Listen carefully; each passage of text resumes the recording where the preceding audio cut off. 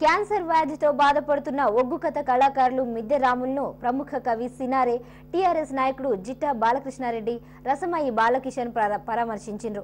ఆయన తొందరగా కోలుకోవాలని కోరుకున్నారు. మిద్దె రాములు ఒగ్గు కథకు సరికొత్త ఆకృతిని తీర్చిదిద్దిందని అన్నారు.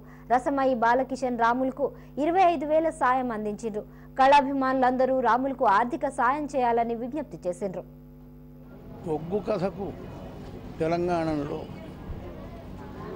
ఒక సరికొత్త ఆకృతిని తీర్చిదిద్దినవాడు మిద్దె రాములు. అలాంటి గొప్ప కళాకారుడు. ఆయన చూడడానికి నేను ఇప్పుడు వచ్చాను. నేను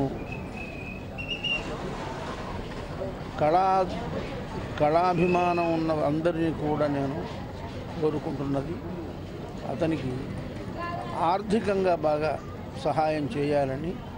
నేను కూడా ఆ దిశలోనే ఉన్నాను. ప్రముఖ కళాకారుడు, అందరికీ సుపరిచితుడు, గుండె కూడా తెలిసినటువంటి వ్యక్తి మరి మిద్దె రాములు గారు ఈరోజు మరి అనారోగ్యంతో ఉండడం తెలంగాణ ప్రజలను మరి ఇట్లాంటి సమయంలో తెలంగాణ ఆయన ఒగ్గు కళారూపాలతోటి మరి ప్రజలను చైతన్యవంతం చేస్తూ తెలంగాణ ఉద్యమాన్ని ఇంకింత ముందుకు తీసుకుపోతున్న సమయంలో ఆయన అనారోగ్యానికి గురి కావడం మమ్మల్ని ఎంతో మరి బాధ కలిగించింది.